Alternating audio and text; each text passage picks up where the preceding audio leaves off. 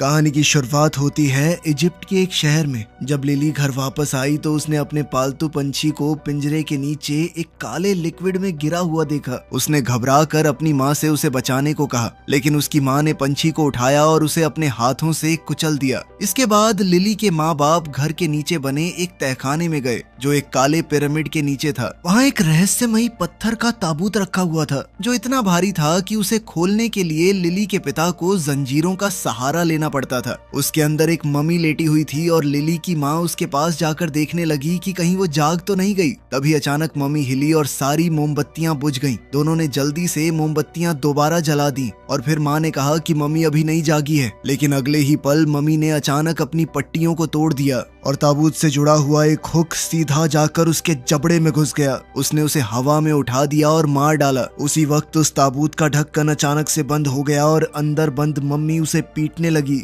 इस घटना के कुछ समय बाद हम चार्ली और लाइसा को इजिप्ट में देखते हैं जो अपने बच्चों के साथ यहाँ छुट्टियां मनाने आए थे। दोनों भागते हुए बाहर आए और देखा कि बच्चे लड़ रहे थे। उन्होंने तुरंत उन्हें अलग किया और पता चला कि सेबास्टियन ने केटी की डॉल बालकनी से नीचे फेंक दी थी, जिस वजह से वो टूट गई थी। लिसा को काम पर जाना था, इसलिए चार्ली ने टेप लगाकर डॉल को ठीक किया और वादा किया कि बाद में उसे किसी अच्छी दुकान पर ले जाएगा। लेकिन केटी अब भी गुस्से में थी क्योंकि सेबास्टियन को इस हरकत के लिए डांट नहीं पड़ी थी। उसे लगने लगा कि उसके माँ बाप सेबास्टियन को ज्यादा पसंद करते हैं। अपने पिता से बहस करने के बाद केटी बगीचे में खेलने चली गई। वहाँ उसने फेंस के पीछे एक औरत को खड़ा देखा। पहले उसे लगा कि वो उसकी दोस्त लिली है, लेकिन उस औरत ने कहा कि वो लिली की माँ है। उसने फूलों के साथ एक छोटा सा कारनामा दिखाया और केटी को उसकी पसंदीदा कैंडी भी दी। मगर केटी थोड़ी घबरा गई और कहने लगी कि उसे घर लौटना चाहिए। तब लिली की माँ ने उसे अपने बगीचे का एक फल दे दिया। इसी दौरान चार्ली को फोन आया और पता चला कि उसे अमेरिका में एक नई नौकरी मिल गई है। लेकिन जब वो मुड़ा तो उसकी नजर केटी के डॉल हाउस पर पड़ी और उसे कुछ अजीब लगा। उसने डॉल हाउस का दरवाजा खोला तो अंदर बहुत सारे कैंडी के रैपर्स पड़े हुए थे। हैरानी की बात ये थी कि ना उसने और ना ही लिसा ने बच्चों को कोई भी कैंडी दी थी। तो चार्ली ने सेबास्टियन से पूछा कि ये रैपर्स कहाँ से आए। इस पर सेबास्टियन ने बताया कि केटी की एक दोस्त है, वो उसे गार्डन में मिलने आती है, उसी ने दिए थे ये।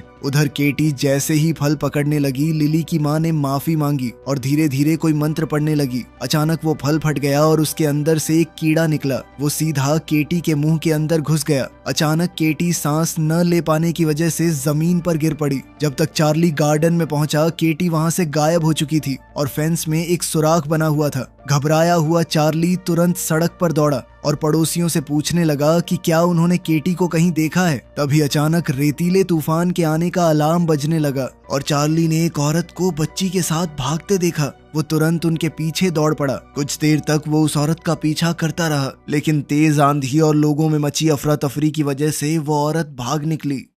फिर बाद में पुलिस स्टेशन में डिटेक्टिव डीलिया लिसा और चार्ली से बात कर रही थी। दोनों ने उसे बताया कि केटी गायब हो गई है और उसे कैंडी रैपर्स भी दिखाए। डीलिया के बॉस ने उसे पहले परिवार की ही जांच करने को कहा क्योंकि उन्हें शक था कि शायद बच्ची को उन्होंने ही मारा हो। चार्ली को उनकी भाषा थोड़ी बहुत समझ आ गई और वो इस बात से बहुत ज्यादा गुस्सा हो गया। फिर इस घटना के 8 साल बाद हम देखते हैं कि ये परिवार न्यू मैक्सिको में रह रहा था। फिर भी उन्होंने केटी का कमरा बिल्कुल वैसे ही संभाल कर रखा हुआ था। अब उनकी एक और बेटी थी जिसका नाम माँ था और वो पूरी तरह तंदुरुस्त थी। लिसा की कैथलिक माँ कार्मेन भी उनके साथ ही रहती थी। केटी के गायब होने के बाद से ये परिवार कभी छुट्टियों पर नहीं गया था। उधर इजिप्ट के पूर्वी रेगिस्तान में एक लड़का अपनी साइकिल ठीक कर रहा था। तभी उसके पीछे अचानक एक हवाई जहाज क्रैश हो गया। आवाज सुनकर वो जांच करने गया और जंगल के अंदर उसे जहाज का मलबा मिला। पायलट की लाश जमीन पर पड़ी थी और उसके पास एक आंख भी पड़ी हुई थी। जब लड़के ने ऊपर देखा तो को पायलट एक पेड़ में बुरी तरह घुसा हुआ लटक रहा था। ये मंजर देखकर वो बेहद घबरा गया, वहां से भागा, लेकिन फिर थोड़ी दूर जाते ही गिर पड़ा, बिल्कुल उस पत्थर के ताबूत के सामने।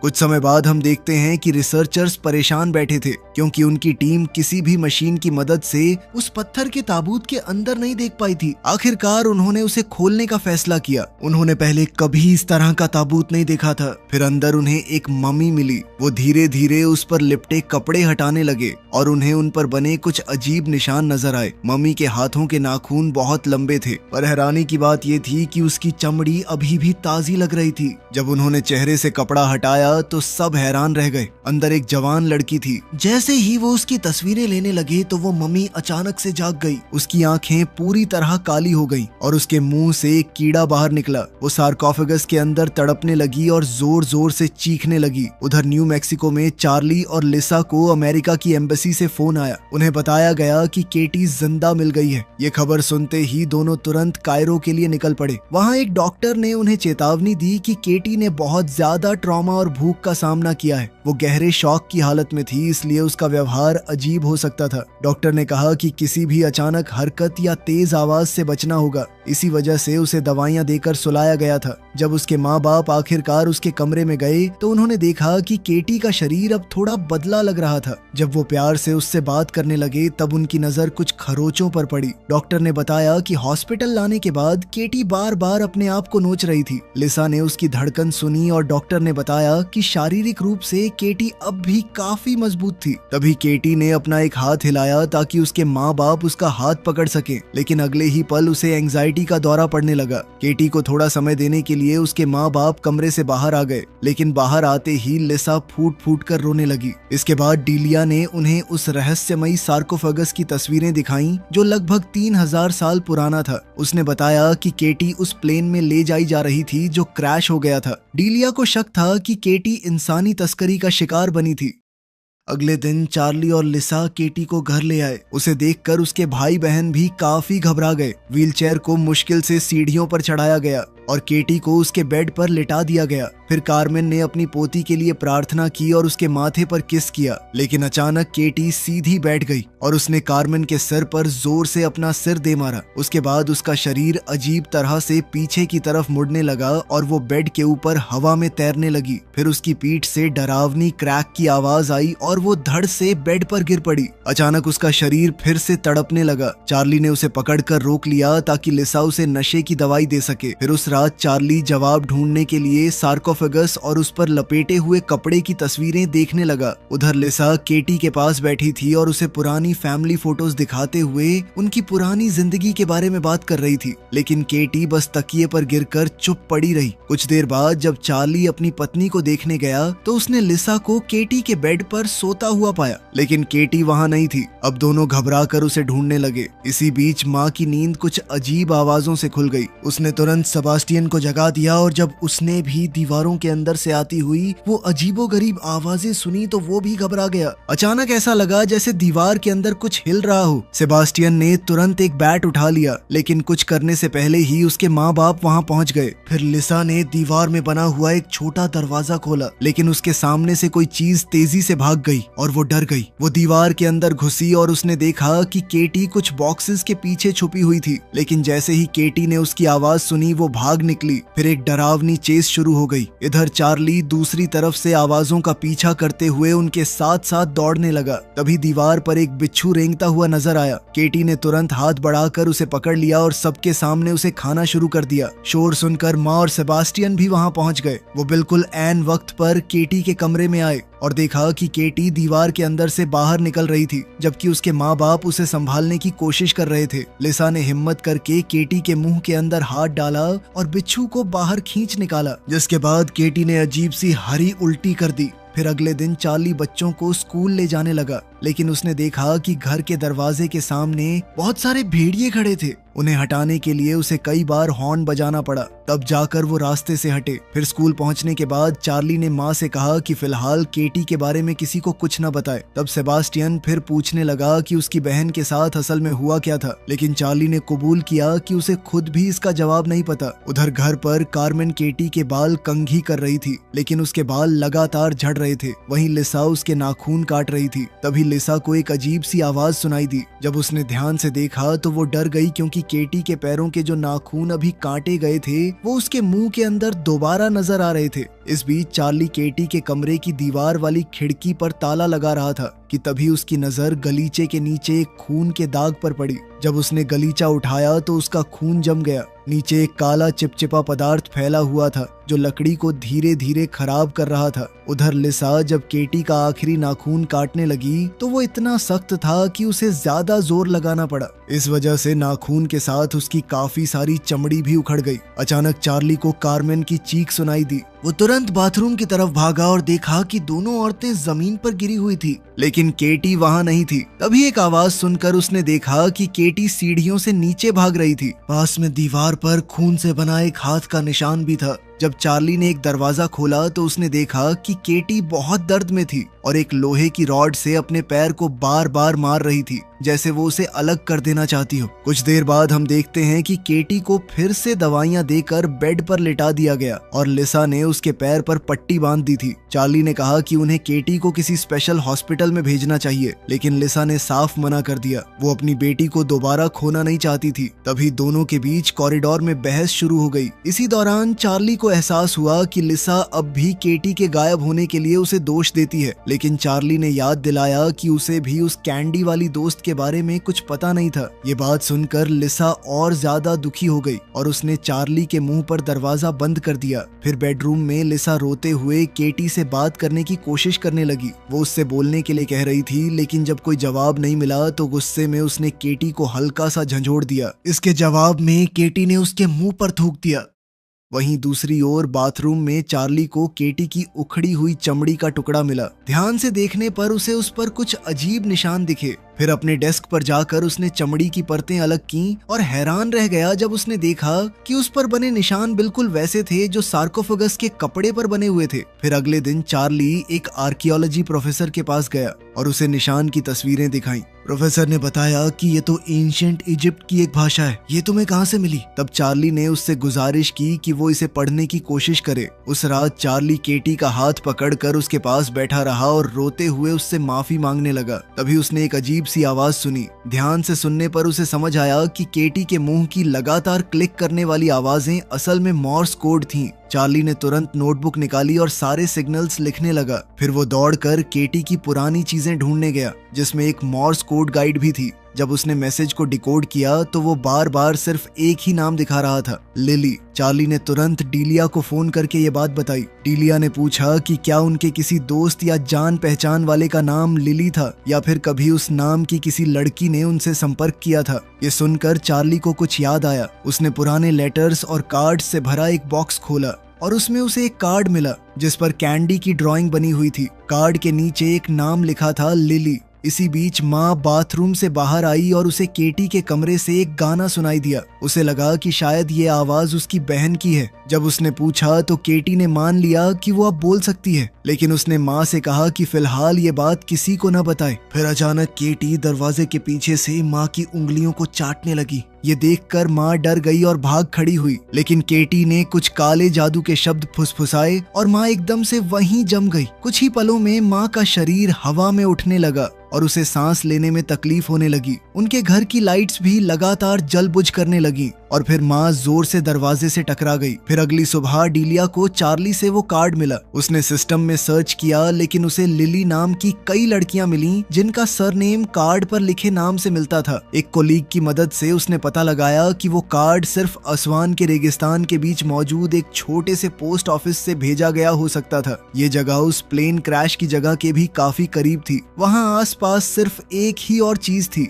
एक नेक्टरीन के फलों का खेत। अब रेगिस्तान के बीच ऐसा खेत होना काफी अजीब बात थी। फिर डीलिया ने केटी के किडनैपिंग वाले दिन की तस्वीरें दोबारा देखी और उसने जमीन पर पड़ा हुआ वो फल भी देख लिया। उधर चार्ली आर्कियोलॉजी प्रोफेसर से मिला। प्रोफेसर ने बताया कि वो अजीब लिखावट वाकई हायराटिक भाषा में थी और उसे एक मम्मी को बांधने वाले कपड़ों पर लिखा गया था। फिर उसने बताया कि उसमें एक नाम बार बार लिखा हुआ था, नास्मारानियन। फिर प्रोफेसर ने प्राचीन इजिप्शियन मॉन्स्टर्स पर हुई एक इंटरनेशनल लेक्चर की रिकॉर्डिंग चलाई। उस लेक्चर के मुताबिक नास्मारानियन एक बहुत पुराना राक्षस था जो परिवारों को बर्बाद कर देता था। वो एक इंसान से दूसरे इंसान में जाकर नफरत फैलाता था। उसे रोकने का सिर्फ एक ही तरीका था, वही शब्द जो उन प्राचीन बाइंडिंग्स पर लिखे गए थे। इन बाइंडिंग्स को उस व्यक्ति के शरीर पर लपेटा जाता था जो राक्षस के कब्जे में हो, ताकि नास्मारेनियन उसके अंदर ही कैद रहे। खैर, उधर स्कूल में हम देखते हैं कि माँ अचानक अपनी टीचर की बेइज्जती करने लगी थी। उसी वक्त घर पर केटी मुस्कुरा रही थी क्योंकि वो अपनी छोटी बहन को कंट्रोल कर रही थी।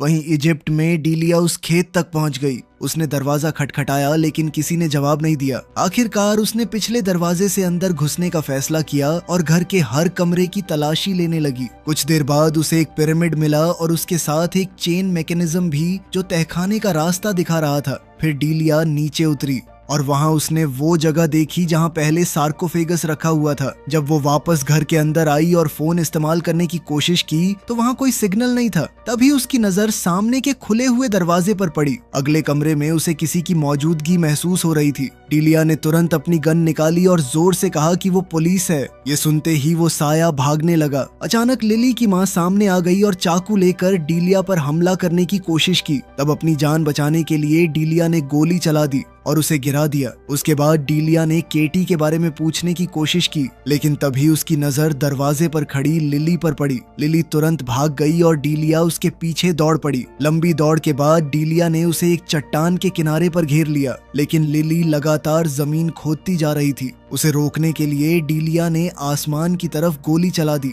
तब लिली ने अपने हाथ में पकड़ा हुआ एक बॉक्स दिखाया जो उसने अभी अभी जमीन के अंदर से निकाला था। जब डीलिया ने बॉक्स खोला तो उसे अंदर एक टेप मिली जिस पर केटी लिखा हुआ था। इसी बीच लिसा बाथटब भरने की कोशिश कर रही थी, लेकिन नल से साफ पानी की जगह काला पानी निकलने लगा। घबराकर वो तुरंत बेसमेंट में गई ताकि पूरा पानी का सिस्टम बंद कर सके। वहां उसे पाइप्स के अंदर से कुछ अजीब आवाजें भी सुनाई दी। साथ ही उसकी नजर चार्ली के लाए हुए कार्ड्स और कागजों पर भी पड़ी। उधर चार्ली बच्चों को स्कूल से लेकर घर लौट रहा था। रास्ते भर माँ बार बार वही बुरी गालियां दोहरा रही थी जो उसने पहले बोली थी। तब चार्ली ने सेबास्टियन से कहा कि वो अपनी माँ को स्कूल में हुई बात के बारे में कुछ न बताए। वहीं घर पर कार्मेन केटी के कमरे में बैठी प्रार्थना कर रही थी। अचानक केटी ने उसका हाथ काट लिया और उस पर झपट पड़ी। फिर केटी ने कहा कि वो चाहे तो उसका दिल धड़कना बंद कर सकती है। ये सुनकर कार्मेन ने उसे जोर से धक्का दिया और कमरे से भागने की कोशिश की, लेकिन केटी ने अपनी ताकत से दरवाजा बंद कर दिया। जब कार्मेन पलट कर देखती है तो केटी वहां से गायब थी और व्हीलचेयर अपने आप हिल रही थी। अगले ही पल केटी उसके पीछे नजर आई और उसने कार्मेन को जोर से गिरा दिया। वो इतनी जोर से गिरी कि उसके नकली दांत मुंह से बाहर आ गए। कार्मेन ने अपना जीसस का क्रूसिफिक्स पकड़ा और दोबारा प्रार्थना करने लगी, लेकिन केटी हंसने लगी और अपनी शक्ति से माला को ही कार्मेन के गले में कस दिया। फिर उसने वहशी आवाज में कहा कि मरना काफी मजेदार होता है। इतना कहकर उसने कार्मेन को खिड़की से बाहर फेंक दिया। कुछ देर बाद चार्ली और बच्चे घर पहुंचे और उन्होंने देखा कि वो भेड़िए अब नहीं है यहाँ पे। तभी कार्मेन सीधा उनकी गाड़ी के बोनट पर आकर गिरी। माँ ये देखकर हंसने लगी, जबकि चार्ली तुरंत कार्मेन की मदद के लिए भागा, लेकिन उसी वक्त एक भेड़िया गाड़ी के दरवाजे के पास आ गया। उधर लीसा जब केटी के कमरे में गई तो उसने देखा कि केटी आराम से बेड पर सो रही थी, लेकिन जब उसने खिड़की से बाहर देखा तो उसका खून जम गया। बाहर भेड़िए उसकी माँ के शरीर को नोचकर खा रहे थे। वहीं दूसरी ओर पुलिस स्टेशन में डीलिया ने टेप चलाई। वीडियो में लिली की मां नजर आई। वो कह रही थी कि एक मासूम बच्चा सबसे बेहतर होता है क्योंकि उसका शरीर ज्यादा देर तक टिकता है, लेकिन जरूरत पड़े तो कोई भी इंसान काम आ सकता है। उसके बाद वीडियो में प्राचीन भाषा के कुछ शब्द और एक अजीब सा काला जादू दिखाया गया। डीलिया ने लिली से पूछा कि इस टेप का मतलब क्या है। जब लिली ने जवाब नहीं दिया तो डीलिया ने उसे झंझोड़ दिया। तब लिली ने अपना मुंह खोला और दिखाया कि उसकी जुबान काट दी गई थी। डीलिया ने पूछा कि क्या ये उसकी माँ ने किया था, तो लिली ने हाँ में सिर हिला दिया। फिर काफी मुश्किल से लिली ने समझाया कि एक बार उसने सच बताने की कोशिश की थी और सजा के तौर पर उसकी जुबान काट दी गई। उसने ये भी बताया कि केटी को सार्कोफेगस से बाहर नहीं होना चाहिए था। जब डीलिया ने और जानकारी मांगी तो लिली ने सब कुछ लिखकर बता दिया। सब पढ़ने के बाद डीलिया ने तुरंत चार्ली को फोन करने की कोशिश की, लेकिन उसने कॉल नहीं उठाया। उधर कार्मेन के अंतिम संस्कार के दौरान माँ अपना दांत खींचती रही जब तक कि वो जड़ से निकल नहीं गया। वहीं चार्ली केटी के बंद कमरे के बाहर बैठा हुआ था। तब सेबास्टियन आया और उसे बताया कि उसकी माँ उसे बुला रही है। चार्ली फिर लिसा के पास गया। इस बार लिसा भी मान चुकी थी कि केटी को किसी खास हॉस्पिटल में भेजना ही पड़ेगा। इसी दौरान सेबास्टियन केटी के कमरे के बाहर पहरा दे रहा था। तब उसने अंदर से केटी की आवाज सुनी। केटी बहुत प्यार और मासूमियत से बोल रही थी कि वो भी सबके साथ रहना चाहती है। ये सुनकर सेबास्टियन डर गया। वो दौड़कर अपने कमरे में चला गया और हेडफोन्स पहनकर खुद को उस आवाज से दूर करने की कोशिश करने लगा, लेकिन सेबास्टियन के दिमाग में अब भी केटी की आवाज गूंज रही थी। केटी उससे पूछ रही थी कि क्या उसे वो गुड़िया याद है जो उसने बालकनी से नीचे फेंक दी थी। फिर उसने कहा कि उसी बात से उसे भी ग्रैंडमा को फेंकने का आइडिया मिला था। उधर किचन में माँ के सारे दांत टूट चुके थे। छत पर एक दाग नजर आ रहा था जो बिल्कुल केटी के कमरे में मिले खून के दाग जैसा था। कुछ ही देर में वो हिस्सा टूट गया और अचानक उसमें से केटी बाहर आ गई। फिर माँ कार्मेन के ताबूत के पास गई और उसके मुंह से एक धागा खींचने लगी। धागा खींचते ही कार्मेन का मुंह खुल गया। जब माँ ने अपने माँ बाप की तरफ मुस्कुरा कर देखा तो उसके मुंह में कार्मेन के दांत लगे हुए थे। तभी एक आदमी गलती से उससे टकरा गया तो माँ अचानक उस पर टूट पड़ी और उसकी गर्दन पर झपटने लगी। जब आसपास के लोग उसे रोकने की कोशिश कर रहे थे तब केटी छत पर रेंगती हुई ताबूत के ऊपर पहुंच गई। फिर वो सीधा ताबूत में कूद गई और कार्मेन पर टूट पड़ी। ये देखकर लिसा घबरा गई और केटी को बाहर खींचने के लिए दौड़ी, लेकिन ताबूत का स्टैंड टूट गया और दोनों शरीर बाहर गिर पड़े। उसी पल माँ होश में वापस आ गई, जबकि केटी कार्मेन के जख्मों से बह रहा खून चाटने लगी। फिर अंतिम संस्कार खत्म होने के बाद केटी को व्हीलचेयर से बांध दिया गया और उसके कमरे की खिड़की भी सील कर दी गई। अब चार्ली उसके कमरे में बैठकर उस पर नजर रखने लगा, लेकिन इससे भी केटी की शक्तियां नहीं रुकी। वो बार बार सेबास्टियन को अपना सर बेड से टकराने पर मजबूर कर रही थी। उधर लिसा सामान पैक कर रही थी और माँ लगातार उसे बुरा भला कह रही थी।